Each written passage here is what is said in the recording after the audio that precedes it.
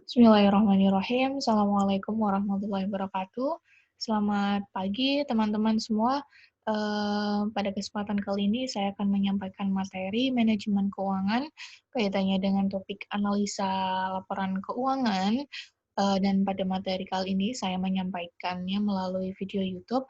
Harapan saya adalah karena muatan dalam materi ini mungkin bagi teman-teman akan sedikit kesusahan ketika saya hanya menyampaikannya melalui video conference atau kelas online seperti biasanya.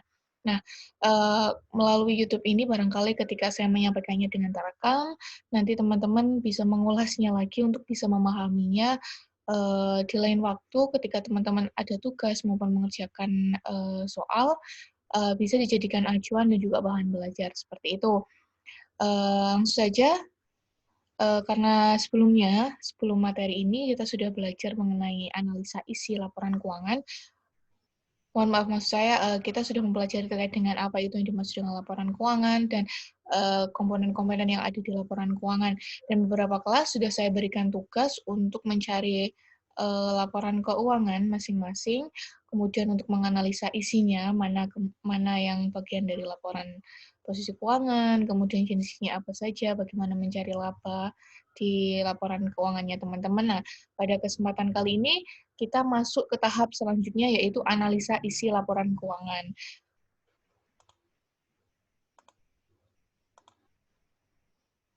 Nih ya teman-teman, topik kita pada kesempatan kali ini yaitu analisa laporan keuangan. Kenapa kemudian setelah laporan keuangan masih ada analisa laporan keuangan, Bu, gitu kan. Teman-teman, khususnya di kelas manajemen bisnis syariah seperti itu ya, kita asumsikan suatu saat nanti menjadi bagian internal perusahaan atau bagian manajer perusahaan yang bertugas sebagai pengelola keuangan atau manajer keuangan, semisal seperti itu ya. Nah, atau mungkin teman-teman juga memposisikan diri suatu saat menjadi seorang investor yang memiliki saham di beberapa perusahaan. Nah, ketika teman-teman itu mendapatkan ataupun mau menyajikan laporan keuangan, data-data yang teman-teman sajikan di laporan keuangan itu masih bersifat, mentahan seperti itu. Masih belum diolah dan belum bisa menghasilkan keputusan, belum menghasilkan kesimpulan-kesimpulan yang menunjukkan, bagaimana sih, perkembangan kondisi keuangan dari perusahaannya tersebut, sehingga perlu diolah menggunakan beberapa perhitungan. Nah, seperti itu.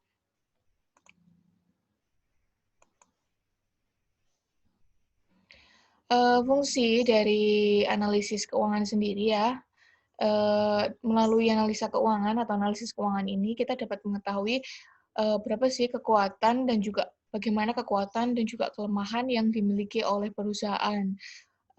Kemudian juga melalui analisa keuangan yang nanti kita mencarinya melalui rasio keuangan di bidang finansial, kita akan melihat dan juga menilai prestasi manajemen di masa lalu dan bagaimana prospeknya di masa yang akan datang. Nah, melalui analisa keuangan ini digunakan untuk seluruh stakeholder pengguna laporan keuangan, mengingat laporan keuangan masih menyajikan data mentahan. Masih ingat di materi yang minggu lalu, siapa saja stakeholder dari laporan keuangan perusahaan? Ada 5 ya di sana.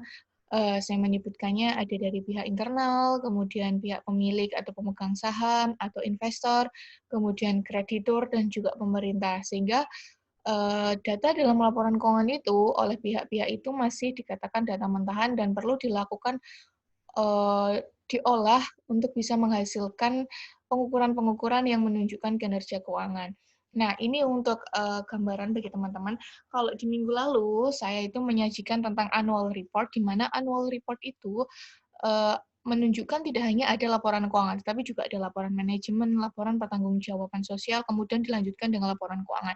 Nah, di situ menunjukkan bahwa pengukuran kinerja perusahaan itu tidak melulu hanya menggunakan laporan keuangan saja. Jadi laporan keuangan ini hanya satu komponen dalam kaitannya menilai kinerja perusahaan dalam satu periode. Begitu ya.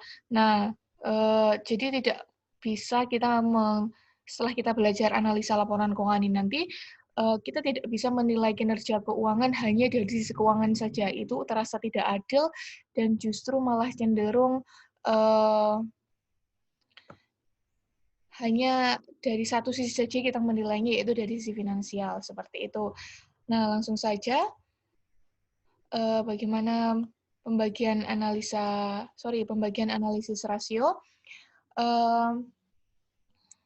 Pembagian analisis rasio karena perbedaan tujuan tadi ya dari beberapa stakeholder itu memiliki tujuan dan juga harapan yang berbeda yang ingin dicapai dari masing-masing stakeholder itu antara pihak eksternal pemegang saham tujuannya adalah bagaimana mereka mendapatkan keuntungan yang sebesar-besarnya dari pemerintah kaitannya untuk menghitung pajak seperti setiap stakeholder itu kan memiliki tujuan masing-masing ya dalam kaitannya menggunakan laporan keuangan. Nah, sehingga rasio atau kinerja keuangan pengukurannya itu juga beragam. Nah, di sini ada beberapa rasio, di antaranya ada 5 ya, yang sering digunakan oleh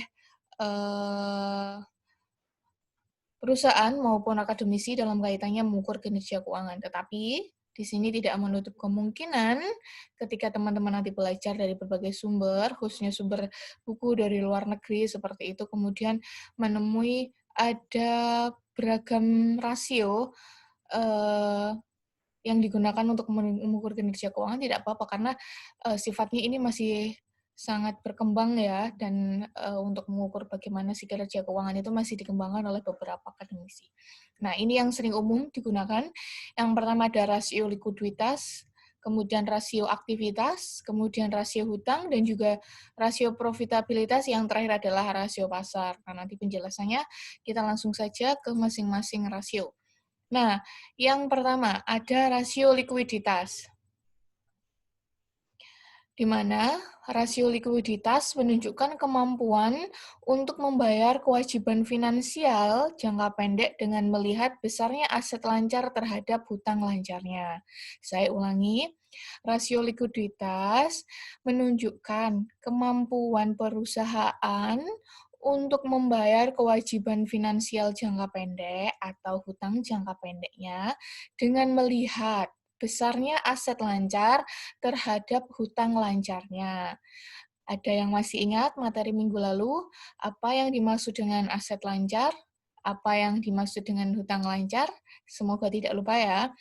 Aset lancar merupakan aset yang memiliki nilai likuiditas atau nilai likuiditas yang tinggi ya.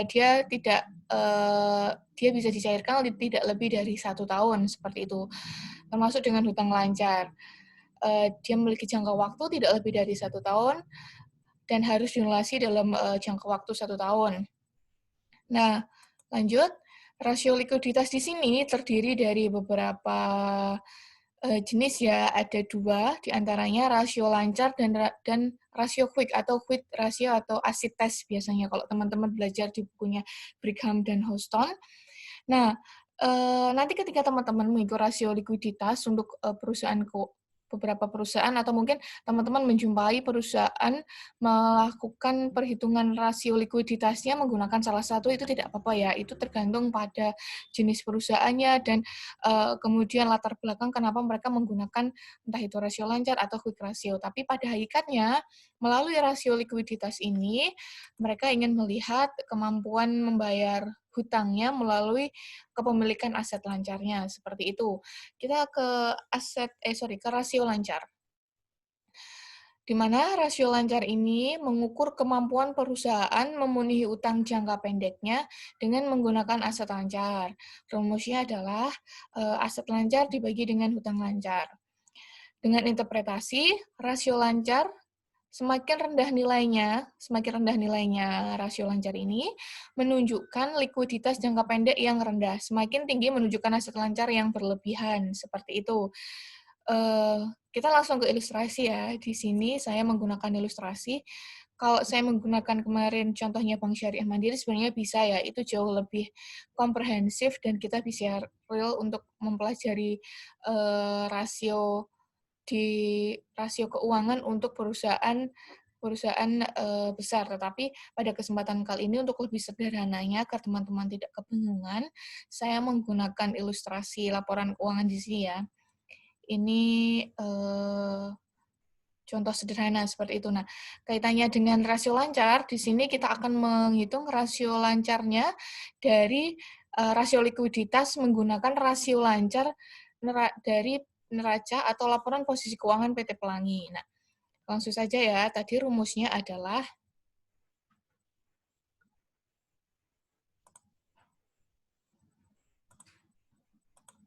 ini ya, rumusnya rasio lancar itu adalah aset lancar dibagi dengan hutang lancar. Nah, kita langsung saja menuju ke Excel untuk mempermudah perhitungan kita ya. Kalau tadi aset lancarnya itu kita menggunakan contoh yang tahun 2009 ya untuk laporan keuangan yang berakhir di tanggal 31 Desember 2009, di mana aset lancar yang dimiliki oleh PT Pelangi yaitu ada 280 juta di sini. Saya langsung saja ya.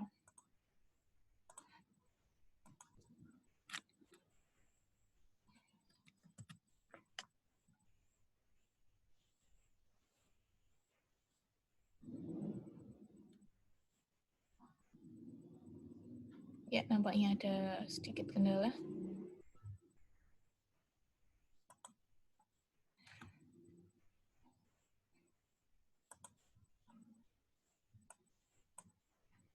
Oke, kita yang pertama adalah satu, rasio likuiditas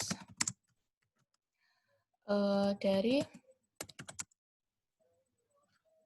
menggunakan rasio lancar dari PT Pelangi ya, di mana di sini ada aset lancar, ini aset lancarnya, kemudian dengan rumusnya yaitu aset lancar dibagi dengan hutang lancar, maka kita akan mencari hutang lancarnya.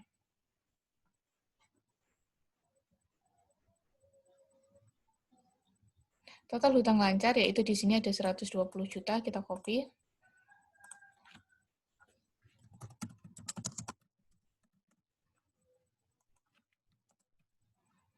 Nah, kita bisa langsung bagi ya, ini sudah nampak atau belum ya di teman-teman? Nah, ini ya, tadi saya mengopinya dari mengambil angka ini dari laporan keuangan PT Pelangi, di mana aset lancarnya itu 280 juta, kemudian hutang lancarnya adalah 120 juta. Nah, untuk mencari rasio likuiditas menggunakan rasio lancar, langsung saja aset lancar dibagi dengan aset lancar dibagi dengan hutang lancar, sehingga rumusnya adalah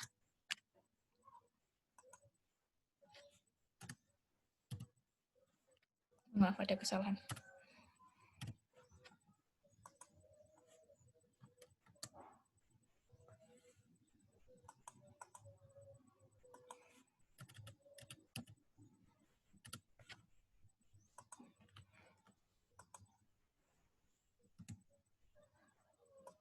Nah, aset lancarnya adalah 2. Maka di sini dapat kita interpretasikan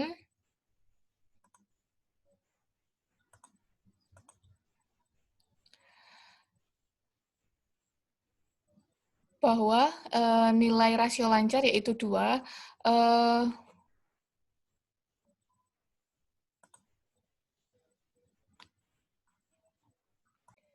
Baik, saya lanjutkan. Mohon maaf ada sedikit distraksi. Tadi kita sudah perhitungan di rasio lancar. Di sini rasio lancarnya PT Pelangi diperoleh senilai 2. Di mana yang di sini kita dapat menginterpretasikannya bahwa setiap satu RP1 hutang lancarnya PT Pelangi itu dijamin oleh Rp Rp2 dari aset lancar yang dimiliki oleh PT Pelangi. Seperti itu ya, setiap kenaikan Rp1 hutang lancar, maka aset lancarnya akan mengalami kenaikan, saya salah interpretasi ya. Di mana setiap Rp1 hutang lancar, maka kan dijamin oleh Rp2 aset lancar. Seperti itu. Itu yang benar dari interpretasinya. Nah, oke, kita lanjut ke Slide selanjutnya, nah itu kaitannya dengan rasio likuiditas menggunakan rasio lancar. Kemudian yang selanjutnya ada rasio quick, di mana quick rasio ini pada hakikatnya sama ya dengan rasio lancar, akan tetapi mengeluarkan persediaan dari aset lancar, karena persediaan itu merupakan aset lancar yang dianggap kurang liquid. Kenapa bisa demikian, Bu? Coba kita lihat di contohnya ya. Nah, di sini ya. Eh, Persediaan itu nilainya ada 120 juta. Kenapa kemudian dia dianggap liquid?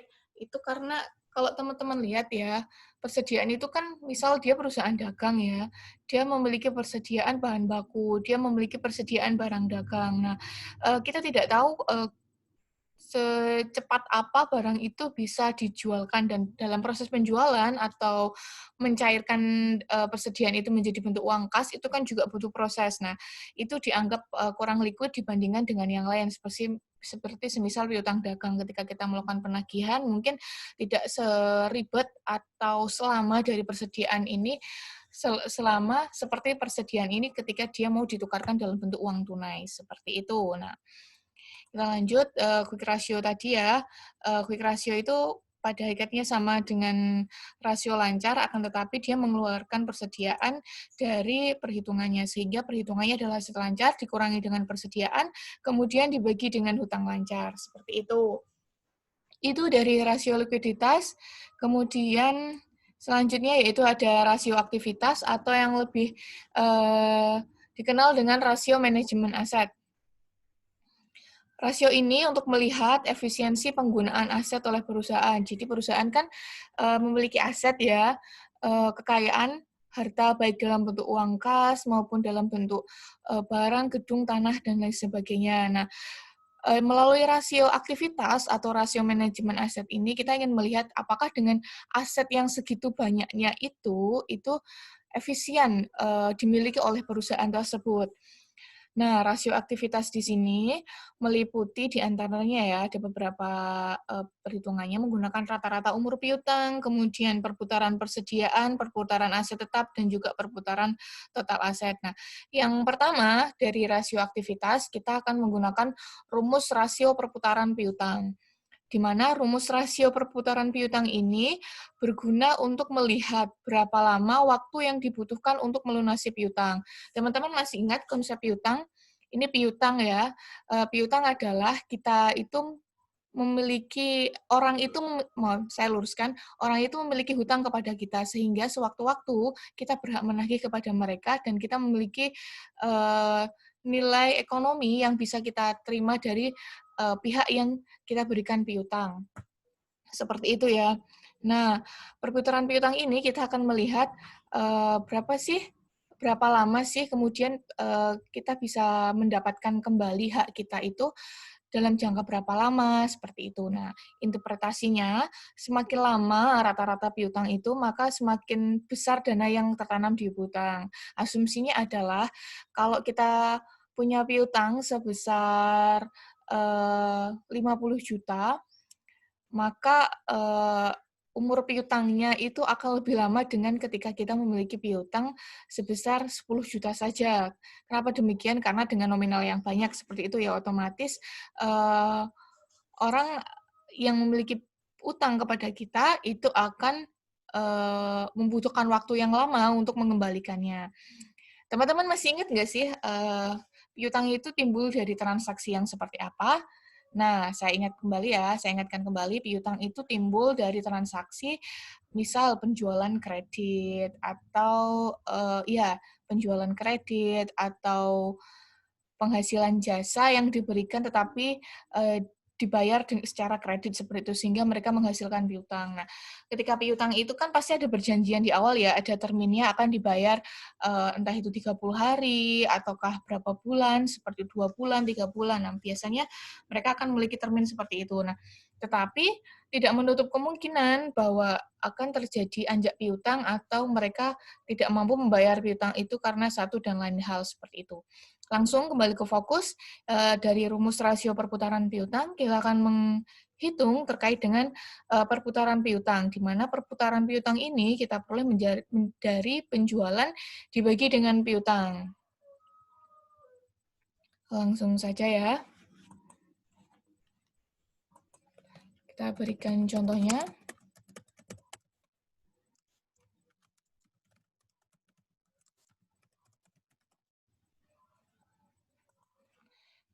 Kita ke laporan keuangannya PT Pelangi tadi sebagai contoh, di mana penjualan yang dimiliki oleh PT Pelangi di sini ada 1.200.000.000, karena tadi dalam ribuan rupiah ya, tapi saya mengkopinya cukup sederhana aja sesuai dengan angkanya.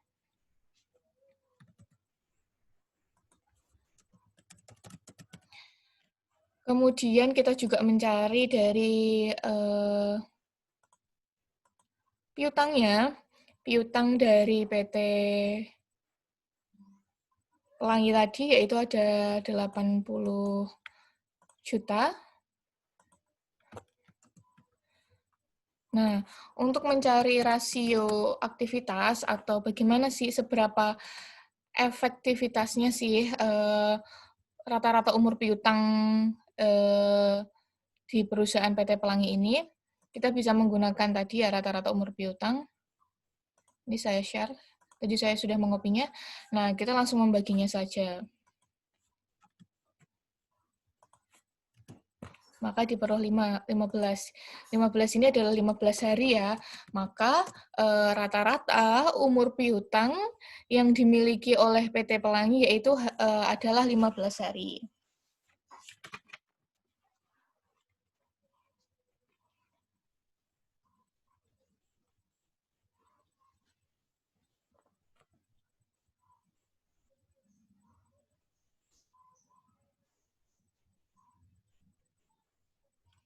Seperti itu. Nah, kita lanjut ke berikutnya. Masih di rasio aktivitas atau rasio manajemen aset. Selain rata-rata umur piutang, kita juga bisa menggunakan day sales outstanding. Sorry, tadi ada kesalahan ya. Tadi di awal, ini adalah rasio perputaran piutang. Dengan melihat berapa lama sih waktu yang dibutuhkan untuk melunasi piutang tersebut. Nah, kemudian kalau dalam rata-rata umur piutang ini, kita untuk melihat berapa lama waktu yang diperlukan untuk melunasi piutang perusahaan, mengubah piutang tersebut menjadi kas. Nah, di sini rumusnya masih sama ya, tetapi hanya perbedaannya kemudian membagi penjualan dengan jumlah hari dalam 1 tahun, seperti itu. Kemudian yang ketiga, ada rasio perputaran persediaan. Rasio perputaran persediaan di sini digunakan untuk mengukur kemampuan dana yang tertanam dalam persediaan untuk berputar dalam satu periode tertentu. Semakin tinggi persediaan berputar, semakin efektif perusahaan dalam mengelola persediaan. Ini kaitannya untuk mengukur efektivitas persediaan yang dimiliki oleh perusahaan. Rumusnya adalah harga pokok penjualan dibagi dengan rata-rata persediaan. Saya tidak akan mengilustrasikan ini, cukup tadi ilustrasinya terkait dengan perputaran piutang.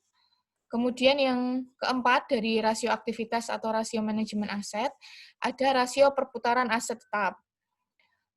Di mana rasio perputaran aset tetap ini menunjukkan sejauh mana kemampuan perusahaan menghasilkan penjualan berdasarkan aset tetap yang dimiliki. Nah, aset yang dimiliki oleh perusahaan itu kan pada hakikatnya digunakan untuk perusahaan beroperasi kaitannya dengan proses utama yaitu penjualan ataukah dalam proses menghasilkan pendapatan.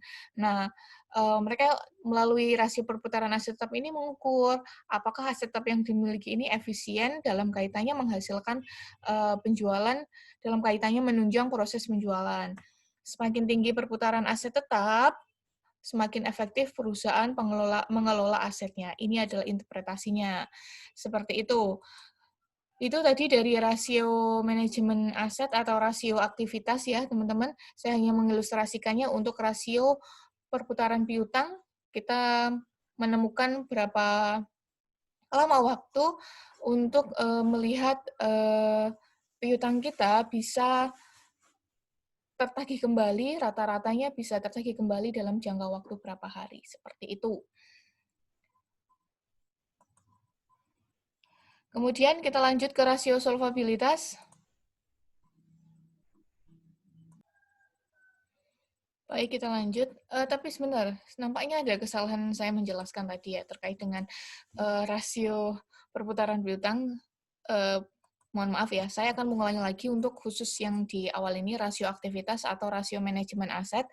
Eh, Tadi saya menjelaskan bahwa melalui rumus rasio perputaran piutang ini kita bisa melihat berapa lama atau berapa hari sih rata-rata umur piutang kita, seperti itu. Nah, itu belum selesai di perhitungan ini saja ya. Kalau tadi kita bisa melihatnya dari perhitungan ini, kita memperoleh hasilnya adalah 15. Nah, hasil tersebut belum bersifat final atau kita tidak bisa menyimpulkan itu 15 hari, tetapi kita harus membaginya menggunakan rumus rata-rata umur piutang. Jadi, setelah rumus yang pertama ini tadi, itu dilanjut dengan rumus yang kedua, yaitu membaginya dengan 365.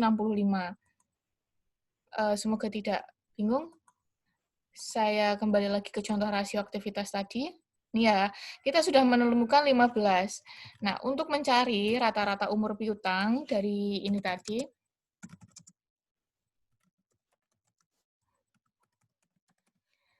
teman-teman bisa mencarinya dengan cara 365 dibagi dengan 15. Rumusnya adalah ini ya, teman-teman.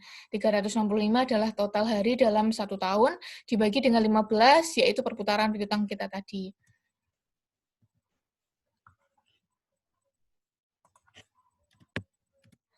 Maka diperoleh 24,33 kali.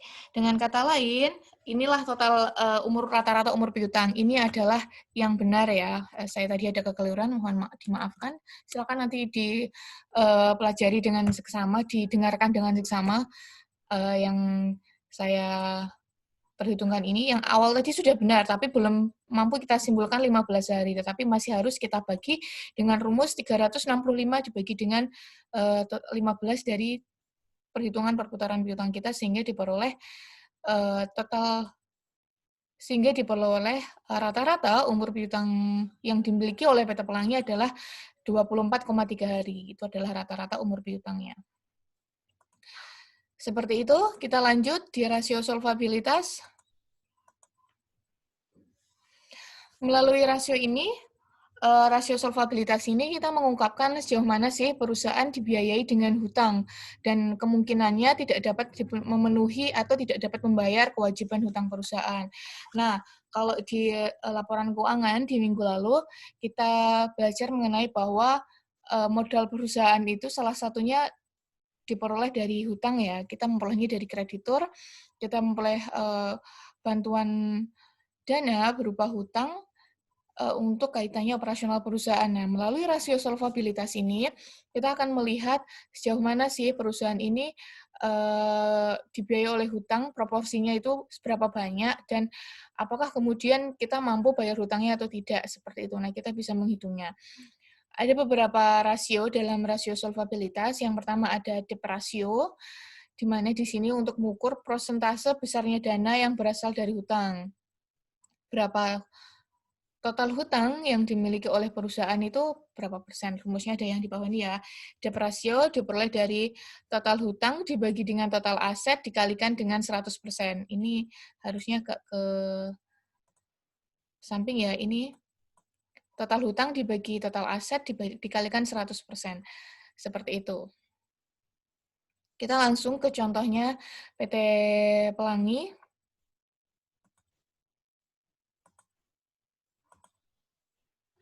Total hutangnya di sini masih menggunakan kata pasiva ya. Saya sudah menyebutkan kemarin, aktiva pasiva itu adalah kosakata lama, sekarang sudah dibakukan menjadi aset dan juga liabilitas. Nah, total hutangnya adalah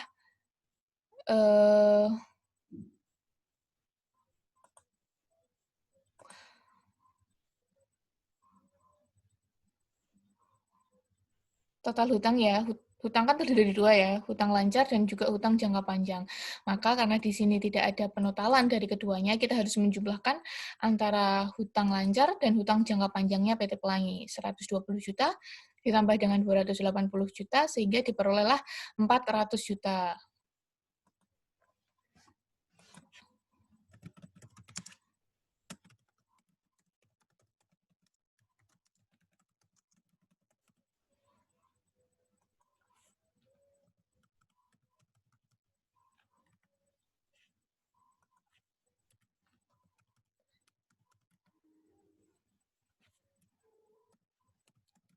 Kita langsung menuju ke Excel. Saya sudah mempunyai di Excel di sini. Tadi 400 juta untuk total hutangnya. Kemudian selanjutnya untuk menghitung solvabilitas kita juga memerlukan total aset. Total aset yang kita miliki adalah 800 juta. Tidak hanya aset lancar ya.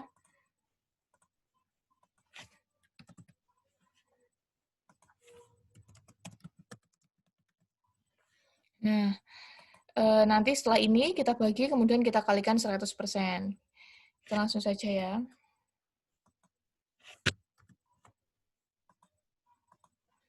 Saya belum share screen nampaknya. Ini setelah saya pindah dari laporannya PT Pelangi, total hutangnya 400 juta, penjumlahan dari total aset lancar dengan total aset tetap, kemudian total hutangnya 400 juta dari hutang jangka pendek dan jangka panjangnya, kemudian total asetnya ada 800 juta. Nah, kemudian kita bagikan, diperoleh 0,5. 0,5 ini kita kalikan dengan 100%, yang artinya 50% ya, 50% dana perusahaan itu, 50% dana perusahaan, keuangan perusahaan, itu didanai oleh hutang. Jadi proporsi hutangnya di PT Pelangi ini, teman-teman, itu adalah 50%. 50% dari total aset yang dimiliki oleh PT Pelangi itu berasal dari hutang. Nah, di sini hutangnya banyak ya dari PT Pelangi. Nah, di sini bisa kita menyimpulkan seperti itu. Itu kemudian kita next ke rasio solvabilitas yang lainnya. Selain debt ratio, di dalam rasio solvabilitas juga ada total debt to equity ratio, yaitu rasio hutang dengan modal sendiri. Nah, kita ingin melihat nih, hutang perusahaan dengan modal kita ini proporsinya seperti apa. Semakin tinggi rasio ini, berarti modal sendiri semakin sedikit dibanding dengan hutangnya. Kita ingin melihat nih modal yang kita miliki, misalnya teman-teman punya usaha, awalnya memberikan modal ditanam di perusahaan, nah tapi dalam jalannya waktu, teman-teman juga butuh bantuan modal sehingga melakukan hutang, mengambil hutang seperti itu. Nah teman-teman melalui rasio total debt to equity rasio ini melihat lebih banyakkan mana sih modal saya atau hutang yang saya pinjam dari bank, misal seperti itu. Nah teman-teman bisa menggunakan rumusnya ini. Hampir sama seperti yang tadi, tinggal teman-teman lihat total hutangnya berapa, modalnya teman-teman berapa. Dan yang ketiga, ada times interest earned. Melalui rasio ini mengukur kemampuan perusahaan membayar hutang dengan laba sebelum pajak. Jadi kita kan bayar hutang ya, diasumsikan perusahaannya itu mau membayar hutang. Salah satu yang digunakan untuk membayar hutang itu kan laba ya, yang nanti kita menghasilkan laba yang pada hakikatnya nanti akan digunakan untuk membayar hutang seperti itu. Nah, nanti teman-teman bisa menggunakan rumus times interest earned ini. Kemudian selanjutnya, tadi sudah di rasio solvabilitas, kita selesai. Nah, selanjutnya kita akan membahas terkait rasio profitabilitas. Rasio ini untuk mengukur kemampuan perusahaan dalam memperoleh keuntungan dari penggunaan modalnya. Nah, modal teman-teman, misalnya yang mempunyai usaha, itu menanamkan modalnya di awal. Nah, teman-teman ingin melihat bagaimana sih kemampuan perusahaan itu melalui yang modal yang sudah ditanam di awal itu dalam kaitannya menghasilkan keuntungan. Nah, di sini ada beberapa rumus. Pertama ada profit margin. Profit margin merupakan kemampuan perusahaan untuk menghasilkan keuntungan dibandingkan dengan penjualan yang dicapai. Jadi mereka ingin melihat laba yang dihasilkan dari total penjualannya itu berapa persen gitu loh. Apakah eh, penjualan ini mampu menghasilkan laba sebanyak 50% atau misal di awal nih ya, awal tahun lalu itu teman-teman menargetkan dari penjualan itu bisa menghasilkan laba sebanyak 70%. Nah, melalui profit margin ini teman-teman bisa mengukurnya. Profit margin yang tinggi menunjukkan kemampuan perusahaan dalam menghasilkan laba dari suatu penjualan. Jadi, penjualan yang dilakukan oleh perusahaan itu sudah cukup mampu dalam kaitannya menghasilkan laba. Kemudian yang kedua, ini yang sering sekali digunakan oleh kakak-kakak tingkat kalian dalam menyusun skripsi di manajemen keuangan, bahkan di akuntansi juga sering digunakan, yaitu rasio profitabilitas return on asset. Return on asset, sorry. Return on asset ini sering disebut sebagai rentabilitas ekonomis yang merupakan ukuran kemampuan perusahaan dalam menghasilkan laba dari semua aset yang dimiliki oleh perusahaan. Ini kaitannya adalah seberapa efektif aset yang kita miliki itu dalam kaitannya menghasilkan laba. Bagaimana Bu asumsinya? Asumsinya adalah kita kan kalau punya aset, entah itu aset tetap, aset lancar, itu kan kita gunakan untuk operasional yang nantinya itu akan menghasilkan keuntungan atau laba. Nah, melalui return on asset ini kita akan melihat seberapa efektif sih aset yang kita miliki untuk menghasilkan laba. Rumusnya adalah return on asset, EBIT ini adalah earning before interest and tax, dibagi dengan total aktiva dikalikan 100%. Return on asset yang tinggi menunjukkan efisiensi dan ekuitas pengelolaan aset. Jadi asetnya sudah dimaksimalkan dalam kaitannya untuk menghasilkan laba. Nah, saya ingin mengilustrasikan return on asset ini dalam perhitungan PT Pelangi tadi ya. Kita langsung ke laporan keuangannya PT Pelangi.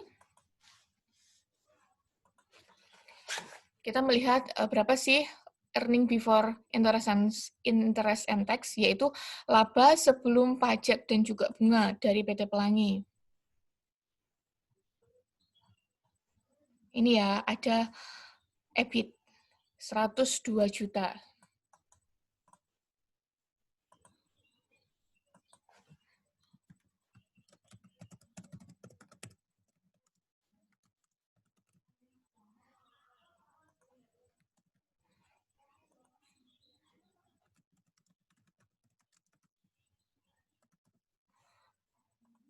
Kemudian kita juga mencari total asetnya. Total asetnya yaitu ada 800 juta ini.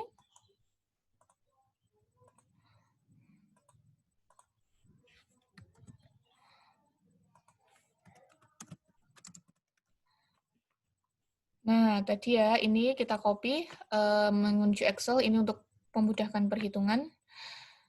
Saya akan share screen Excel-nya.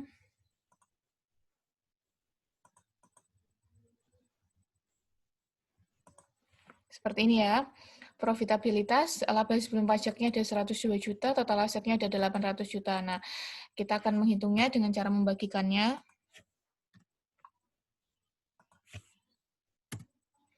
0,1275 ini dikalikan dengan 100% sesuai dengan rumusnya tadi, sehingga diperoleh 12,75%. Ini adalah rasio return on asset. Kalau diinterpretasikan bagaimana, Bu? Sebentar. Jadi kalau kita interpretasikan dari nilai tersebut bahwa total setiap kenaikan aset sebesar 12,75, maka laba sebelum pajak itu juga akan naik sebesar 12,75. Mohon maaf, setiap kenaikan Rp1 dari total aset, maka labanya juga akan naik sebesar 12,75%. Atau dengan kata lain, aset ini bermanfaat dalam menghasilkan laba itu sebesar 12,75%. Seperti itu. Itu ya. Kita lanjut ke pembahasan selanjutnya.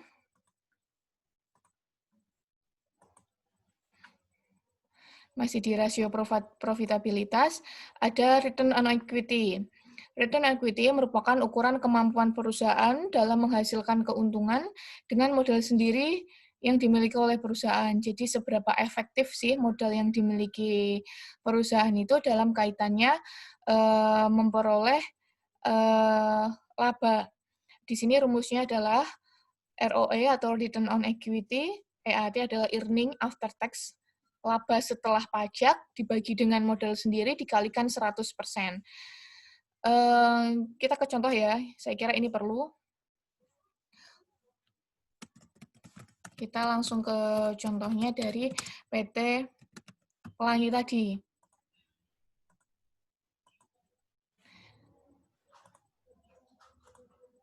Kita mencari earning after tax-nya berapa oleh PT Pelangi.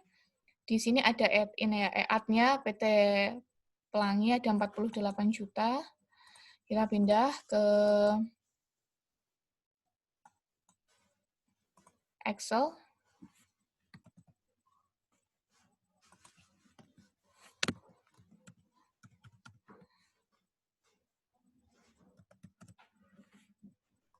Kemudian kita juga mencari nilai dari modal sendiri, modalnya kita.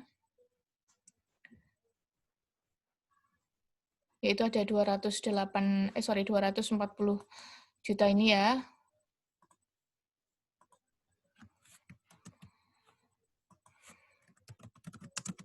Kalau di sini kaitannya dengan modal saham ya. Nah, kita langsung mencarinya. Sini sudah saya copy di Excel. Kita langsung membagi antara earning after tax dibagi dengan modal. Diperoleh 2. Ini kemudian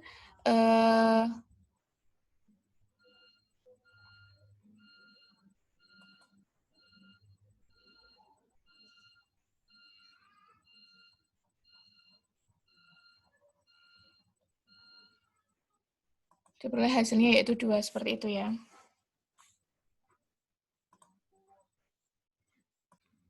Baik, kita setelah menghitung ROI ini, kita akan menginterpretasikan bagaimana sih hasilnya ini. Nah, kita sudah mendapatkan 2 ini ya. 2 ini harus dikalikan dengan 100%, berarti berapa teman-teman? 200% ya. Melalui contoh ini, kita memperoleh profitabilitas untuk return on equity yaitu 200%, yang artinya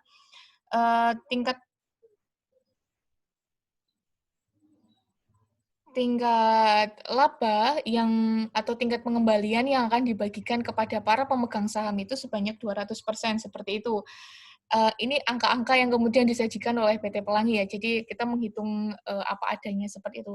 Melalui ROI ini biasanya para pemegang saham digunakan oleh para investor untuk mengukur berapa sih laba yang akan atau keuntungan atau pengembalian yang akan saya dapat dari saham yang sudah saya beli di perusahaan tersebut.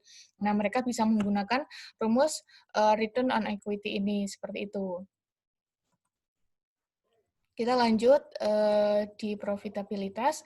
Setelah ada return on equity, yaitu ada return on investment, di mana return on investment ini merupakan ukuran perusahaan untuk menghasilkan keuntungan yang akan digunakan untuk menutup investasi yang dikeluarkan. Saya ulangi, ROI ini ukuran perusahaan untuk menghasilkan keuntungan yang akan digunakan untuk menutup investasi yang dikeluarkan. Rumusnya adalah earning after tax dibagi dengan total investasinya dan dikalikan dengan 100%. Masih di rasio profitabilitas, yang kelima ada earning per share. Earning per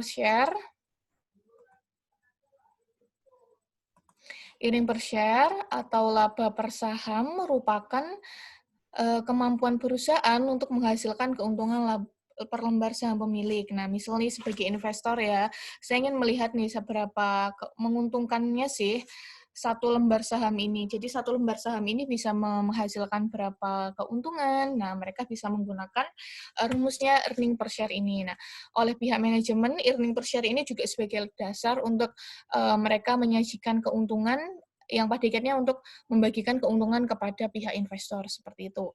Ini profitabilitas. Kita lanjut. Di rasio pasar. Di rasio pasar di sini saya menggunakan price earning ratio atau PER. Price earning ratio mengukur perbandingan antara harga saham perusahaan dengan keuntungan yang akan diperoleh oleh para pemegang saham. Perusahaan dengan nilai PER yang tinggi cenderung memiliki prospek pertumbuhan yang baik, seperti itu ya. PER diperoleh dengan cara harga pasar saham dibagi laba per lembar saham, seperti itu. Tapi karena di PT Pelangi ini tidak menyajikan kaitannya dengan laba per lembar saham seperti itu ya.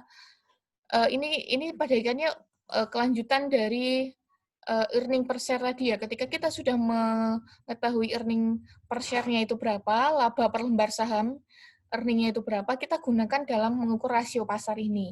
Nah, setelah itu kita juga harus melihat perbandingannya harga pasar saham itu ada berapa, saham kita dijual dengan harga berapa. Nah, kemudian kita bisa melihat price earning ratio. Perbandingan kiranya harga saham perusahaan kita dengan keuntungan yang akan diperoleh oleh para pemegang saham. Itu rasio pasar ini kaitannya masih kelanjutannya dari rasio profitabilitas. Oke, itu ya. Kemudian yang selanjutnya adalah menggunakan rasio keuangan untuk mengukur kinerja. Meskipun rasio keuangan ini dapat membantu beberapa stakeholder dalam mengevaluasi laporan keuangan, tapi sulit untuk mengevaluasi perusahaan hanya melihat dari rasio keuangan. Ini seperti yang saya sampaikan di awal. Sebagai contoh, apakah angka tersebut baik? Apakah kemudian ROE tadi 200% itu baik? Misal ya, contohnya seperti itu. Untuk itu perlu angka pembanding. Mereka perlu menggunakan data historis, misal tadi kita menghitungnya tahun 2019, maka kita juga harus menghitung ROE tahun 2016, tahun 2015, dan tahun-tahun sebelumnya. Mereka akan membandingkan, melihat trennya itu bagaimana menggunakan analisis tren. Jadi, kita tidak serta-merta mengatakan 200% ini baik, ataukah 200% ini buruk, saat itu juga, tetapi kita juga harus melihat data historisnya, seperti itu. Yang kedua, kita juga bisa menggunakan angka dari perusahaan lain. Kita membandingkan dengan perusahaan lain yang sejenis, yang bergerak di bidang yang sama untuk melihat untuk perusahaan misal yang bergerak di bidang jasa keuangan, apakah ROE dengan 200% ini dikatakan baik seperti itu. Nah, teman-teman bisa melihat dan membandingkan dengan perusahaan yang lain. Itu ya, itu adalah kiranya kekurangan dari rasio keuangan yang bisa disempurnakan, salah satunya salah beberapanya atau beberapa yang alternatif yang bisa digunakan menggunakan data historis atau angka dari perusahaan lain. Kemudian yang selanjutnya yaitu kaitannya dengan kinerja keuangan dalam perspektif Islam. Ini tambahan ya bagi teman-teman.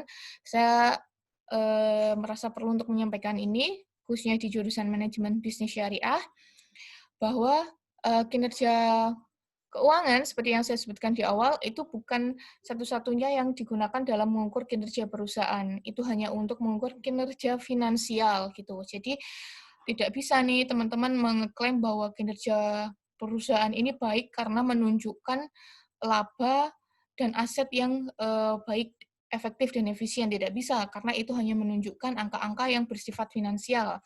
Nah, bagaimana sih kinerja keuangan dalam perspektif Islam?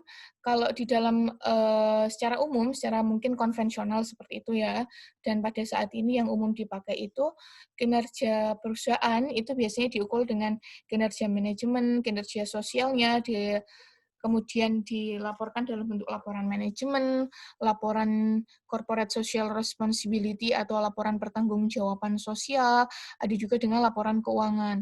Nah, kan tetapi kalau di dalam perspektif Islam itu ada beberapa indikator yang kiranya perlu disempurnakan lagi dengan konsep di Maqasid Al-Syariah. Nah, nanti di Fikih Muamalah atau di materi apa ya, ekonomi Islam atau apa, mungkin ini akan lebih dibahas lebih lanjut ya, tapi saya hanya akan memberikan gambaran bahwa di perspektif Islam, perusahaan yang berdasarkan prinsip syariah pada hakikatnya akan lebih sempurna ketika menyampaikan laporan keuangannya dengan menggunakan konsep Maqasid Al-Syariah. Di sana nanti ada unsur-unsur bagaimana perusahaan itu bersifat adil, baik terhadap lingkungan, karyawan, kemudian sisi tanggung jawab sosialnya. Nah, seperti itu.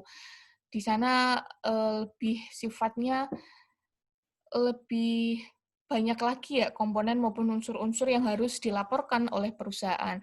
Nama Maqasid Al-Syariah ini sendiri sebenarnya juga sudah eh, termaktub di dalam Al-Quran. Nah, nanti bagaimana fikih dan kejelasannya teman-teman bisa mencarinya. Seperti itu. Bisa mencarinya, atau mungkin nanti saya pasti yakin akan dibahas di semester berikutnya dalam kaitannya kinerja keuangan maupun laporan kinerja perusahaan. Ini bisa di teman-teman catat untuk bahan belajar nanti. Nah, selain itu juga dikenal dengan Syariah Conformity and Profitability (SCNP). Nah, di dalam perspektif Islam, kinerja keuangan itu tidak melulu hanya diukur seberapa efektif dia menghasilkan laba, seberapa efektif perusahaan menggunakan asetnya. Itu dirasa kurang adil seperti itu ya, sehingga ada beberapa indikator yang digunakan oleh Syariah Conformity and Profitability. Melalui konsep ini, itu ada beberapa variabel yang harus mereka penuhi dalam kaitannya untuk mengukur kinerja keuangannya. Salah satunya di sini ya, melalui tabel ini, melalui unsur syariahnya, kita melihat bagaimana Islamic investment-nya, investasi Islamnya. Indikatornya ini diukur dengan rasio semua ya, kemudian pendapatan Islamiknya. Nah, pendapatan Islamiknya saja sudah dibedakan ya. Pendapatan Islamik dibagi pendapatan Islamik ditambah dengan pendapatan tidak Islami. Nah, mereka harus bisa menguraikan mana sih pendapatan yang sifatnya halal atau pendapatan yang dirasa kurang halal. Seperti itu ya. Nah, kalau sejauh yang kita pelajari kemarin di laporan keuangan kan kita mempelajari mana pendapatan usaha dan mana pendapatan non-usaha. Nah, di laporan keuangan berdasarkan Syariah Conformity and Profitability ini ternyata dibedakan lagi mana pendapatan yang dari unsur halal maupun pendapatan yang tidak dari unsur halal, atau mungkin ada unsur bunganya, mungkin seperti itu ya. Kemudian ada profit sharing, barulah profitability masih menggunakan return on asset, return on equity, dan juga profit margin. Seperti itu. Ini hanya gambaran untuk teman-teman, bagi teman-teman yang belajar di manajemen bisnis syariah. Bu, apakah kemudian yang kita pelajari di awal tadi, rasio profitabilitas, solvabilitas, kemudian likuiditas itu tidak digunakan di perusahaan syariah? Oh, tentu digunakan ya, bahkan sekarang perbankan syariah pun masih menggunakan itu.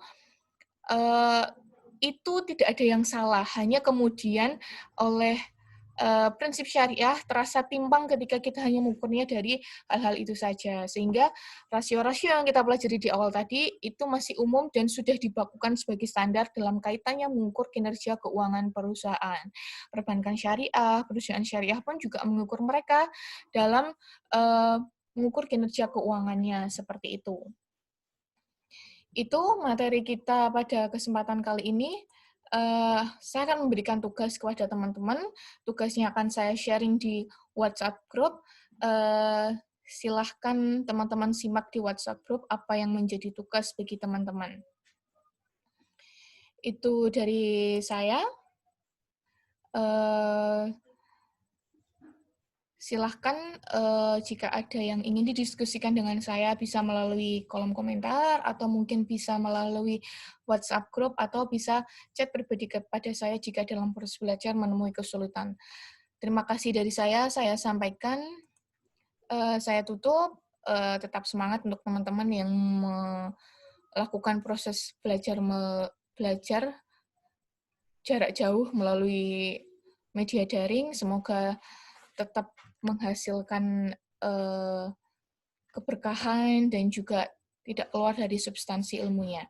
Itu dari saya tutup. Wallahul muwafiq ila aqwamit thoriq. Wassalamualaikum warahmatullahi wabarakatuh.